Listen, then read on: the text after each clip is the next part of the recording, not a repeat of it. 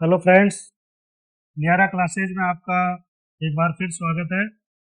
हम एक marathon batch शुरू करने वाले हैं। फोर्थ क्लास RSM SSB का फोर्थ क्लास की जो वैकेंसी आई हुई है, इसमें लगभग 52,000 के लगभग वैकेंसी है और सिलेबस भी बहुत कम है। अभी एक महीना बचा हुआ है, एग्जाम इसकी आने वाली है। तो हम चाहते हैं कि इस एक महीने के अंदर आपकी पूरा सिलेबस कंप्लीट करवा के और अच्छे से तैयारी करवाएं।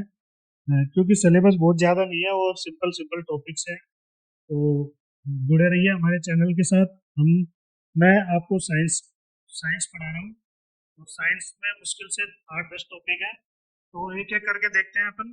सबसे पहला टॉपिक है जैसे कि ये रासायनिक परिवर्तन और भौतिक परिवर्तन। बचपन से पढ़ते आए हैं हम, कक्षा 10 में भी है, 9th 10th 11th सब में पढ़ते हैं अपन। तो ये टॉपिक है छोटा सा, रासायनिक परिवर्तन और भौतिक परिवर्तन। तो रासायनिक परिवर्तन और भौतिक परिवर्तन पढ़ने से पहले हमें एक छोटा सी टॉपिक पढ़ना बहुत जरूरी है, जिससे हमें ये टॉपिक क्लियर हो जाएगा। वो है रासायनिक अभिक्रिया। रासायनिक अभिक्रिया क्या होता है? देखिए, कोई भी पदार्थ कोई भी पदार्थ जिसमें कोई भी रासायनिक परिवर्तन हो जाए, उस प्रक्रिया को रासायनिक अभिक्रिया कहते हैं। ठीक है ना दोस्तों? इसमें क्या रहता है कि एक या एक से अधिक पदार्थ मिलके फिर एक नया पदार्थ बनाते हैं, और जब नया पदार्थ बनता है उस प्रोसेस को रासायनिक अभिक्रिया कहते हैं। जो अभिक्रिया में भाग लेते हैं उनको अभिकारक, और जो अभिक्रिया होने के बाद में जो उत्पाद बना, जो पदार्थ बना, उसको हम उत्पाद कहते हैं। बहुत सारी अभिक्रियाएं हम पढ़ाएंगे। जैसे देखो, सिंपल अपन जैसे इसका बैकग्राउंड चेंज कर लेता हूँ।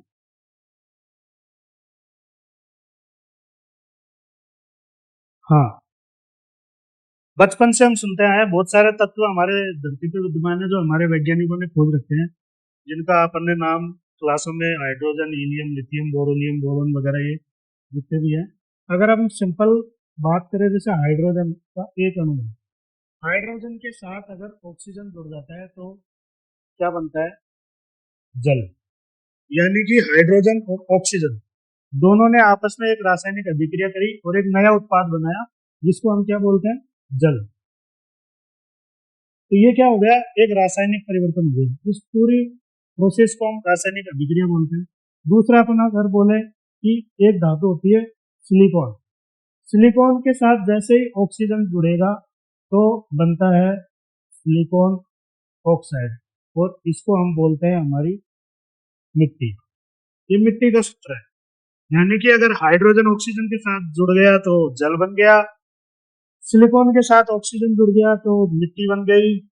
ऐसे ही बहुत सारे number of carbon number of carbon जब हाइड्रोजन के साथ जुड़ते हैं तो हमारी पेड़ पौधे बन गए। बहुत सारे कार्बन मिलके और हाइड्रोजन के साथ जैसे ही जुड़ते हैं तो उससे हमारे पेड़ पौधे बन गए, प्रकृति बन गई। इस तरीके से अगर कैल्शियम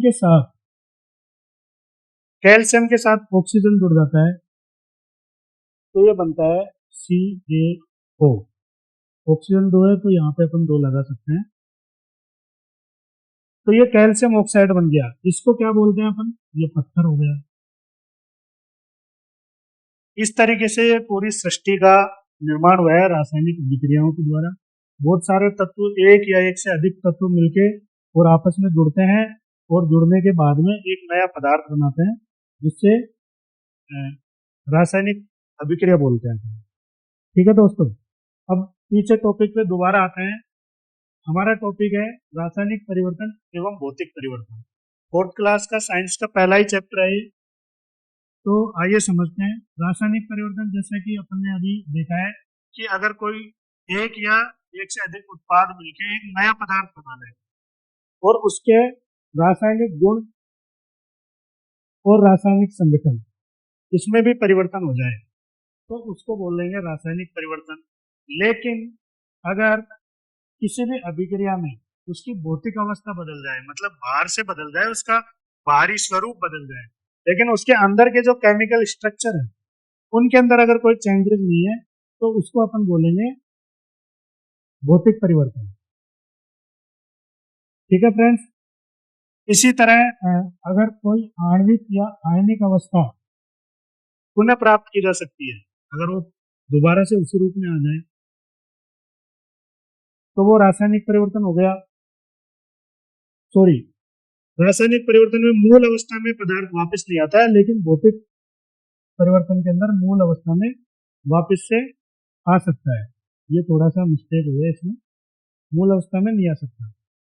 इसके आपके एग्जाम में इस तरीके से क्वेश्चन दिया आएगा, आपके एग्जाम में क्वेश्चन आएगा कि एग्जाम्पल, उदाहरण आपके दिए जाएंगे, उसमें सीधा सा पूछा जाएगा कि अगर आपको एक मोमबत्ती दी जाए और मोमबत्ती को जला दिया जाए तो मोमबत्ती का जलने का जो प्रोसेस है वो कौन सा है, रासायनिक परिवर्तन है या भौतिक परिवर्तन है। ठीक है, तो अभी जैसे मैंने यहाँ बहुत सारे एग्जाम्पल लिख रखे हैं, ये वैसे सिंपल है, आप सीधा सीधा ये ऐसे समझ सकते हो कि अगर कोई चीज पुरानी अवस्था में वापस नहीं आ पाए वो रासायनिक परिवर्तन है, और अगर वापस पुरानी अवस्था में आ जाए वो सब क्या है, भौतिक अवस्था, भौतिक परिवर्तन है। जैसे पानी है, पानी को अपन ने उबाल दिया, उबालने के बाद में वो गैस बन गया, तो वो क्या है, भौतिक परिवर्तन हुआ, क्योंकि वो तो वापस से पानी बन जाएगा, मूल अवस्था में आ जाएगा। ऐसे ही अगर वो भाप बन जाए, वाष्प बन जाए, पानी का कोई सा भी स्वरूप, और पानी नहीं, इवन कोई सा भी पदार्थ जिसको अपन पिघला दें या उसको गैस बना दे, लेकिन उसका जो केमिकल स्ट्रक्चर में कोई परिवर्तन नहीं आए तो वो भौतिक परिवर्तन ही है। सिंपल अगर अपन एल्यूमिनियम की बात करें, एल्यूमिनियम को क्या करा अपन ने, पिघलाया, उसकी शीट बनाई। ठीक है, तो एल्यूमिनियम फॉइल, उसको मोड़ा तोड़ा जो भी करा, लेकिन उसका अंदर का जो स्ट्रक्चर है वो सेम है, इसमें कोई बदलाव नहीं आया, केमिकल स्ट्रक्चर, तो ये भौतिक परिवर्तन हो गया। ऐसे ही स्टील है, स्टील को आपने पिघला के उसकी शीट बना दी, बर्तन बना दिया या कोई भी चीजें बना दी, तो क्या है, ये एक भौतिक परिवर्तन हो गया। चांदी है, चांदी को सांचे में डाल के उसके बहुत सारे आभूषण अपन ने बना दिए, तो ये भी भौतिक परिवर्तन हो गया, क्योंकि इसमें कोई केमिकल चेंजेस तो है नहीं। इसके बाद ये बोतल को तोड़ना, एल्कोहल जब वापस ये वायुमंडल में उड़ जाता है, पेट्रोल उड़ जाता है, इस तरह से कागज को काटना, कागज को काटना और कागज को जलाना दोनों अलग अलग है। कागज जल के और एक नया पदार्थ बन गया, तो वो तो हो गया रासायनिक परिवर्तन। लेकिन कागज को अपने काट दिया, तो काटने से उसका स्ट्रक्चर तो चेंज हुआ नहीं अंदर का, तो कागज को काटना क्या हो गया, भौतिक परिवर्तन। लेकिन अगर कागज को जला देंगे तो वो क्या हो जाएगा, रासायनिक परिवर्तन। ठीक है, इसी तरह शुष्क बर्फ, बर्फ का कार्बन डाइऑक्साइड में उड़ जाना, उर्ध्वपातन हो जाना, ग्रेफाइट का, कार्बन का ग्रेफाइट में या हीरे में परिवर्तन हो जाना, ये सब क्या है, भौतिक परिवर्तन है। भौतिक परिवर्तन मतलब जिसका बाहरी रूप बदल जाता है। इसी के विपरीत रासायनिक परिवर्तन, मोमबत्ती जल गई, अब जल गई तो क्या उसको वापस ला सकते हैं अपन, नहीं ला सकते, तो ये रासायनिक परिवर्तन हो गई। लकड़ी का जलना, दूध से दही जमना, दूध से दही जमना एक रासायनिक परिवर्तन है। ठीक है, इसी तरह मैंने आपको अभी जैसे बहुत सारे अभिक्रियाएं बताई थी कि कैसे दो पदार्थ या एक पदार्थ आपस में, जैसे देखो एक एक और उदाहरण अपन लेते हैं, इसको मिटाते हैं।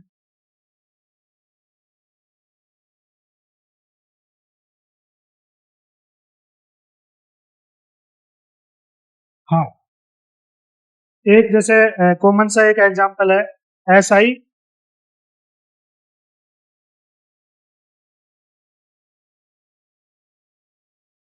Sulphur, sulphur oxide, sulphur oxide वायुमंडल में खूब सारी है, इसमें अपन ने ऑक्सीजन और मिलके और ये बन जाता है SO3, SO3, SO3 गैस, क्या हुआ,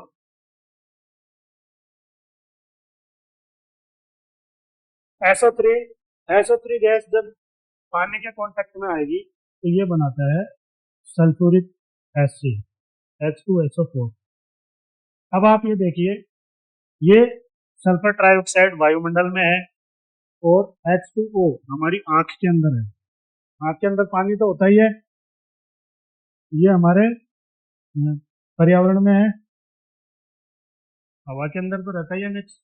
जैसे ही आग के कांटेक्ट में ये SO3 आती है तो इसमें बनता है सल्फ्यूरिक एसिड।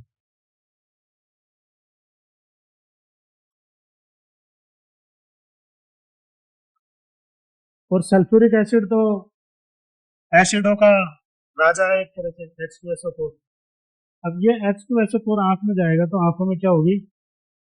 जलन, क्योंकि ये एसिड एसिड बनने लगता है आंख में, तो इससे जलन होने लगती है। तो ये क्या है? एक रासायनिक परिवर्तन है।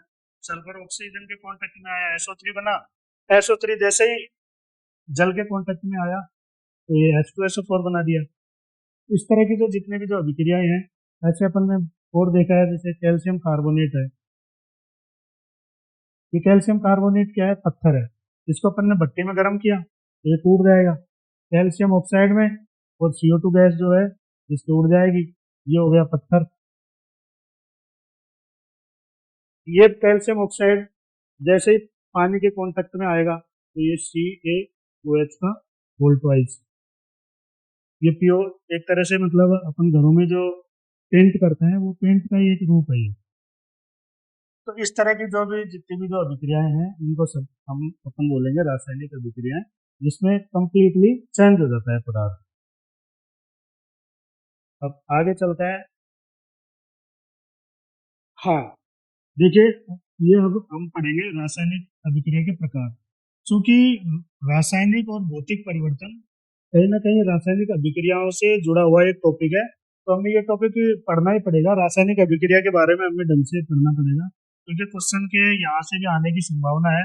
तो ऐसा नहीं है कि हम, क्योंकि सिलेबस में तो केवल इतना ही दिया हुआ है कि रासायनिक परिवर्तन और भौतिक परिवर्तन के बारे में समझिए, लेकिन आपको ये भी थोड़ा देखना पड़ेगा। तो देखिए, कई तरह की अभिक्रिया होती है रासायनिक अभिक्रिया। जैसे पहला अगर अपन लेंगे तो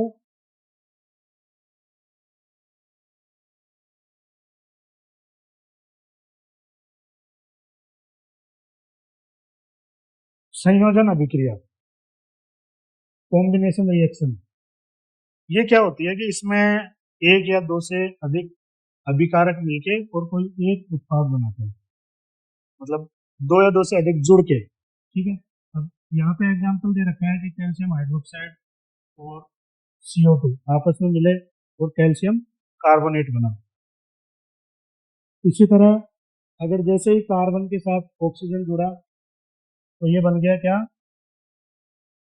कार्बन के साथ ऑक्सीजन जुड़ा तो ये बन जाएगा calcium, sorry, carbon dioxide gas. ये मैंने बता दिया था, जल के साथ जैसे ही ऑक्सीजन जुड़ेगा ये बन जाएगा H2O। एक चीज और है, जैसे ऑक्सीजन कभी भी सिंगल अवस्था में नहीं रहता, O2 के फॉर्म में रहता है, तो हमें यहाँ पे 2 लगाना पड़ेगा। और जब यहाँ 2 लगाना पड़ेगा तो ये 4 हाइड्रोजन हो गए, 2 ऑक्सीजन। ये बैलेंसिंग रहती है। अभिक्रिया को बैलेंसिंग करना आपको आना चाहिए, सिखाएंगे भी आपको। तो ये हाइड्रोजन के 2 अणु और ऑक्सीजन का 1 अणु मिलके और जल का निर्माण करते हैं। सिंपली आप समझ सकते हो कि 2 हाइड्रोजन और ऑक्सीजन मिलके जल का 1 अणु बनाते हैं। इसी तरह ये SiO2 मिलके और मिट्टी का निर्माण करते हैं।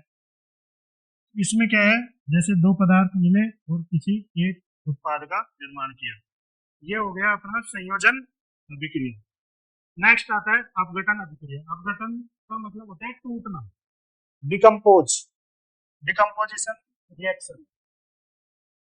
इसमें क्या होगा कि कोई एक उत्पाद टूट के और एक से अधिक उत्पादों में विघटित हो जाएगा, इसको बोलेंगे अपन अपघटन अभिक्रिया।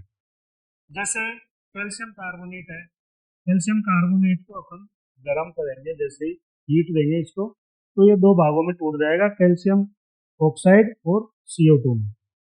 CO2 गैस ऊपर उड़ जाएगी, अपने पास कैल्शियम ऑक्साइड बच जाएगा। इसी तरह जैसे ये जल का फॉर्मूला है, इसमें अपन विद्युत धारा प्रवाहित करेंगे पानी के अंदर। जैसे ही अपन 2 एनोड और कैथोड विद्युत धारा प्रवाहित करेंगे तो इसमें से हाइड्रोजन गैस और ऑक्सीजन गैस दोनों उड़ जाएंगी। तो ये जो प्रोसेस है ये भी क्या है, अपघटन है। जल का एक पदार्थ दो में टूट गया, हाइड्रोजन और ऑक्सीजन। तो ये अपघटन अभिक्रिया हो गई। ऐसे बहुत सारे एग्जाम्पल है, कितने ही होंगे पता नहीं। अब आगे देखिए विस्थापन अभिक्रिया। विस्थापन अभिक्रिया में क्या होगा कि कोई भी एक पदार्थ विस्थापित हो जाता है, प्रतिस्थापित कर देता है और दूसरे की जगह ले लेता है।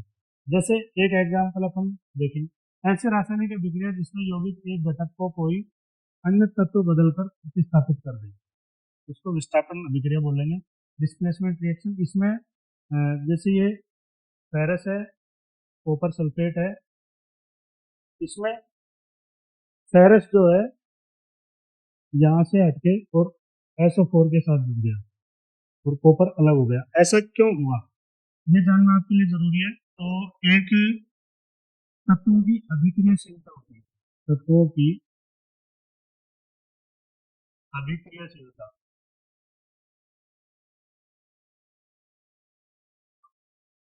जो ज्यादा अभिक्रिया होगा, जो ज्यादा रिएक्टेंट होगा, वो उससे ज्यादा रिएक्शन करेगा। जैसे आयरन और कॉपर में कौन ज्यादा अभिक्रियाशील है, ये ज्यादा है आयरन। तो यहाँ से सल्फेट, यहाँ से कॉपर सल्फेट से यहाँ से हटके और फेरस के साथ जुड़ जाते हैं। मतलब कॉपर सल्फेट के कांटेक्ट में जैसे ही आयरन आएगा तो आयरन वहां से सल्फेट को उठा लेगा, क्योंकि वो ज्यादा पावरफुल है आयरन। तो यहाँ से सल्फेट यहाँ आयरन से जुड़ जाएगा और कॉपर का सॉलिड अलग से रह जाएगा, शुद्ध कॉपर। कॉपर को शुद्ध करने का ये तरीका भी है, कॉपर सल्फेट में से अगर पूरा प्योर कॉपर आपको निकालना है तो आपको आयरन से उसकी अभिक्रिया करवानी पड़ेगी, तो शुद्ध कॉपर आपको मिल जाएगा। ठीक है, तो इसमें विस्थापन अभिक्रिया में क्या हुआ कि एक तत्व दूसरे के द्वारा विस्थापित हो जाता है, ये विस्थापन अभिक्रिया होगी। इसी तरह अगला है अपना द्विविस्थापन अभिक्रिया। द्विविस्थापन अभिक्रिया में क्या होगा कि दो पदार्थ आपस में विस्थापित हो जाएंगे। जैसे ये एग्जाम्पल में ये रखा है, सोडियम सल्फेट है और बेरियम क्लोराइड है। इसमें जो Ba है SO4 के साथ शिफ्ट हो गया और जो Cl है Cl शिफ्ट हो जाएगा सोडियम के साथ। तो ये यहाँ पे सोडियम क्लोराइड बना लेता है और ये बेरियम सल्फेट इधर बन जाता है। तो आपस में दो रिएक्टेंट विस्थापित हो जाते हैं, तो उसको द्विविस्थापन अभिक्रिया या डबल डिस्प्लेसमेंट रिएक्शन बोलते हैं। इसी के साथ कुछ अभिक्रियाएं ऐसी होती है जो जैसे ऊष्मा क्षेपी रासायनिक अभिक्रिया और ऊष्मा शोषी। ऊष्मा क्षेपी अभिक्रियाएं रासायनिक अभिक्रिया वो होती है, ऐसी कोई सी भी रासायनिक अभिक्रिया जिसके होने के बाद में कुछ एनर्जी निकलती है, हीट निकलती है, ऊष्मा निकलती है, तो वो सारी ऊष्मा क्षेपी रासायनिक अभिक्रियाएं कहलाती है। जैसे अगर एग्जांपल दे तो घरों के अंदर जो सिलेंडर होता है उसमें CNG गैस है, ये CH4 जैसे ही ऑक्सीजन के कांटेक्ट में आएगी, ये CNG गैस है, CNG, या वैसे तो इसको मेथेन गैस बोलते हैं, लेकिन चूंकि CNG के अंदर मेजर पार्ट मेथेन का होता है, ये भी एक क्वेश्चन है कि CNG में मेजर गैस कौन सी रहती है, तो मेथेन गैस रहती है। जैसे ही कोई भी गैस ऑक्सीजन के कांटेक्ट में आएगी तो ये कार्बन डाइऑक्साइड बनाएगी, जल बनाएगी और साथ में बहुत सारी हीट। ये हीट जिससे अपन खाना पकाते हैं या फिर हमारा गाड़ियों का इंजन चलता है, वो इस हीट की वजह से चलता है। तो ये प्रोसेस कौन सा हो गया, ऊष्माक्षेपी, जिसमें अभिक्रिया के बाद में बहुत सारी हीट निकलती है। इसी तरह हम जो सांस लेते हैं, सांस लेते टाइम क्या होगा कि ये क्या है, हमारी ऊर्जा है या फिर आप कह दो कि ब्लड है। ये ब्लड जैसे ही हमारे फेफड़ों में आता है, फेफड़ों के कांटेक्ट में आता है, फेफड़ों में क्या है, ऑक्सीजन, तो ब्लड ऑक्सीजन के कांटेक्ट में आता है, यहाँ पे बनाता है CO2 प्लस कुछ मात्रा में H2 और ऊर्जा बनाता है। ये CO2 तो बाहर निकल जाती है बॉडी से, और जो पानी और जो ऊर्जा है जो हमारे बॉडी के लिए जरूरी है वो ये काम आ जाता है। तो इसमें क्या ऐसी अभिक्रियाएं जो जिसमें बहुत सारी ऊष्मा निकलती है, ऊर्जा निकलती है, तो वो ऊष्मा क्षेपी अभिक्रिया बोलते हैं। अब हम बात कर रहे हैं ऊष्मा शोषी रासायनिक अभिक्रिया, मतलब वो अभिक्रियाएं जिनको अभिक्रिया करने के लिए कुछ ऊर्जा की जरूरत है, ऊर्जा की जरूरत पड़ेगी, बिना ऊर्जा के वो अभिक्रिया कंप्लीट नहीं होगी, तो उनको क्या बोलेंगे अपन, ऊष्मा शोषी अभिक्रिया। जैसे प्रकाश संश्लेषण अपन बोले पेड़ों में, तो उसमें क्या है, पेड़ों के पास कार्बन डाइऑक्साइड गैस है और जल है, तो 6 अणु कार्बन डाइऑक्साइड गैस के और 6 अणु अपन ने लिए जल के। ये जैसे ही सूर्य के प्रकाश के कांटेक्ट में आएगा तो यहाँ पे बन जाएगा C6H12O6 plus oxygen gas. Oxygen gas तो आ जाएगी वायुमंडल में, और ये जो शर्करा है ये पेड़ों की ऊर्जा है, और इसी से हमें ऊर्जा मिलती है। इसी से जितने भी जो जीव जंतु है सबको कहाँ से ऊर्जा मिलती है, ये पेड़ों के अंदर जो C6H12O6 बना, इसी से ऊर्जा अपने को मिलती है और इसी से पेड़ों को मिलती है। इसी को शर्करा बोलते हैं, ग्लूकोज बोल दो। तो यही देखिए आप, ये C6H12O6 यही अपन ने यहाँ पे लिया है। ये एनर्जी जैसे ही ऑक्सीजन के कांटेक्ट में आएगी तो फिर अपने को एनर्जी मिलेगी। तो इस तरीके से ये रासायनिक अभिक्रियाएं कंप्लीट है। एक चीज और है, ऑक्सीकरण और अपचयन एक छोटा सा टॉपिक है, बहुत ही ज्यादा कॉमन टॉपिक है। ऑक्सीकरण, ऑक्सीकरण का मतलब होता है ऐसी कोई से भी पदार्थ जिससे ऑक्सीजन अभिक्रिया कर लेता है, उसी को बोलेंगे ऑक्सीकरण। रासायनिक अभिक्रिया जब किसी पदार्थ में ऑक्सीजन से जुड़ता है तो वो ऑक्सीकरण कहलाता है, और ऑक्सीजन जैसे ही पदार्थ से हटेगी तो वो अपचयन कहलाता है। ठीक है, ऐसा कोई भी पदार्थ जिससे ऑक्सीजन जुड़े, जैसे अगर सिंपल अपन बात करें कॉपर की, कॉपर के साथ ऑक्सीजन जैसे ही जुड़ेगा तो ये कॉपर ऑक्साइड बना लेगा,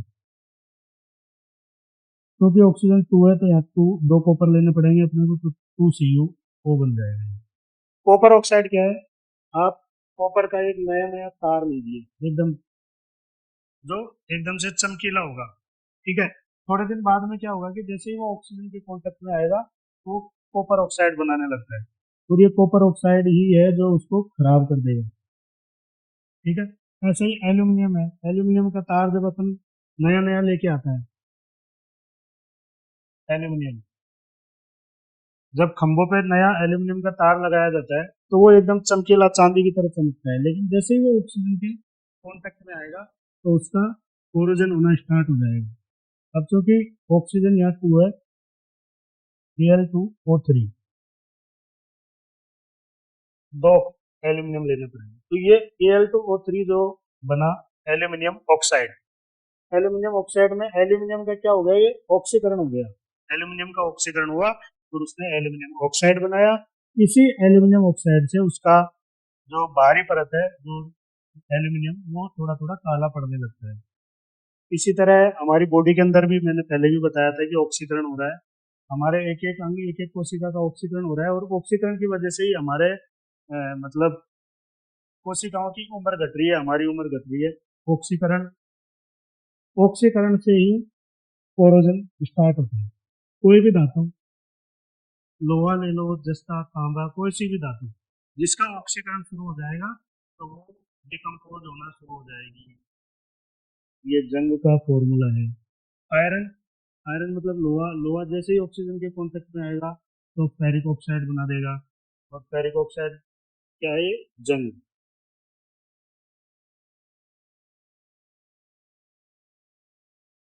ऐसे ही बहुत सारी चीजें हैं, जैसे पैकेट में अपन बहुत सारी चीजें लाते हैं, पैकेट में उनके अंदर एक गैस भरी जाती है, नाइट्रोजन। वो नाइट्रोजन गैस इसलिए भरी जाती है ताकि उसके अंदर से ऑक्सीजन गैस रिमूव हो जाए। जैसे अगर अपन, ये कोई चिप्स का पैकेट है, इसके अंदर अगर ऑक्सीजन रहेगी तो ये इसको खराब कर देगी, इसलिए ऑक्सीजन गैस को निकालने के लिए इसमें नाइट्रोजन गैस भरी जाती है, क्योंकि नाइट्रोजन गैस नुकसान नहीं करती इसलिए, और कोरोजन से बचाती है, किसी भी चीज को खराब होने से बचाती है, तो और ऑक्सीजन बाहर निकल जाती है, तो ये रेंसिडिटी अपन इसको बोलते हैं, विकृत गंधीता, जिसमें खाद्य पदार्थ जब खराब होने लगते हैं तो वो उसका मेन कारण क्या है, ऑक्सीकरण। तो इस तरीके से ये टॉपिक खत्म होता है। अच्छा, एक चीज और, उत्प्रेरक क्या होता है, ये भी रासायनिक अभिक्रियाओं से जुड़ा हुआ ये टॉपिक है। उत्प्रेरक जो एग्जाम में आने की संभावना रहती है, उत्प्रेरक क्या होता है कि रासायनिक अभिक्रिया के अंदर कोई भी एक ऐसी चीज डाली जाए जिससे अभिक्रिया की गति प्रभावित हो जाए, या तो अभिक्रिया तेज होने लगे या अभिक्रिया धीरे होने लगे, तो उसको क्या बोलेंगे, उत्प्रेरक। उत्प्रेरक की कुछ विशेषताएं हैं कि यह खुद में कोई परिवर्तन नहीं करता, लेकिन अभिक्रिया की जो गति है उसको कम ज्यादा कर सकता है, और अभिकारकों की जो सक्रियण ऊर्जा है उसको भी कम कर देता है। जैसे एक अगर एग्जाम्पल लें तो ये सल्फर डाइऑक्साइड गैस है, SO2, इसमें ऑक्सीजन मिला के और NO मिला दिया जाए। NO क्या है, nitrous oxide gas. Nitrous oxide gas मिलाते ही ये SO3 बना लेते हैं, और SO3 के अंदर जल ऐड करेंगे तो ये बनता है H2SO4। तो सल्फ्यूरिक एसिड बनाने की अभिक्रिया है ये। जैसे ही सल्फ्यूरिक एसिड जो तेजाब होता है, वो तेजाब बनाने की प्रक्रिया इसी उत्प्रेरक की सहायता से होती है। इसमें अपन ने कौन सा उत्प्रेरक लिया, NO, नाइट्रस ऑक्साइड। ये नाइट्रस ऑक्साइड क्या करेगा कि इसकी अभिक्रिया की स्पीड तेज कर देगी। ऐसे अगर आप सिंपली देखो तो SO2 के अंदर O2 इतनी आसानी से रिएक्शन नहीं करेगी, लेकिन जैसे ही आप इसमें नाइट्रस ऑक्साइड गैस पास कर देते हैं तो ये बहुत तेजी से SO3 बना लेता है, और SO3 सल्फर ट्राइऑक्साइड मिलके जल के साथ मिलके और तेजाब बना लेता है H2SO4। इसी तरह एक विधि है अमोनिया बनाने की। अमोनिया बहुत सारे जो अपने रेफ्रिजरेंट है, फ्रिज है, AC है, इनमें सब में एक गैस काम आती है अमोनिया। तो अमोनिया का प्रोडक्शन कैसे किया जाता है, अमोनिया कैसे बनाई जाती है, उसके लिए क्या करते हैं कि नाइट्रोजन गैस और हाइड्रोजन गैस, इसके अंदर Fe, आयरन का एक टुकड़ा डाल दिया जाता है, जिससे ये NH3 में कन्वर्ट होता है। अब ये Fe क्या है, ये उत्प्रेरक का काम करता है, कैटलिस्ट। इस आयरन से स्पीड उसकी बहुत ज्यादा हो गई। ऐसे ही कुछ उत्प्रेरक ऐसे हैं जो स्पीड को कम भी कर देते हैं। अभिक्रिया बहुत तेजी से होती है, उसको धीरे धीरे होने देते हैं। उत्प्रेरकों के कई प्रकार हैं, जैसे धनात्मक उत्प्रेरक, ऋणात्मक उत्प्रेरक, सह-उत्प्रेरक, मिश्रित। धनात्मक उत्प्रेरक वो होंगे जो स्पीड बढ़ा देंगे, और ऋणात्मक उत्प्रेरक क्या होंगे, जो स्पीड घटा देंगे। ठीक है, ये आ गया इसमें धनात्मक उत्प्रेरक। वे उत्प्रेरक जो अभिक्रिया की दर बढ़ा देते हैं, ये धनात्मक उत्प्रेरक कहलाते हैं। और ये इसकी जो सक्रियण ऊर्जा है, इसको भी क्या करते हैं, कम करते हैं, और अभिक्रिया की गति को तेज कर देते हैं। ऋणात्मक उत्प्रेरक में मैंने बताया कि वो स्पीड को कम कर देता है। इस तरीके से ये चैप्टर खत्म होता है। इसमें अपन ने डिटेल में पढ़ लिया रासायनिक परिवर्तन और भौतिक परिवर्तन। ये 4th ग्रेड का जो अभी एग्जाम होने वाला है राजस्थान में, उसका टॉपिक है। तो अभी नेक्स्ट जो अपन वीडियो बनाएंगे उसमें इससे रिलेटेड जितने भी जो क्वेश्चंस हैं, संभावित क्वेश्चन, उनके बारे में चर्चा करेंगे। तो थैंक यू दोस्तों, लियारा क्लासेज में आपका फिर से स्वागत है। आप लाइक और सब्सक्राइब करिए और सपोर्ट करिए मेरे को। Thank you very much.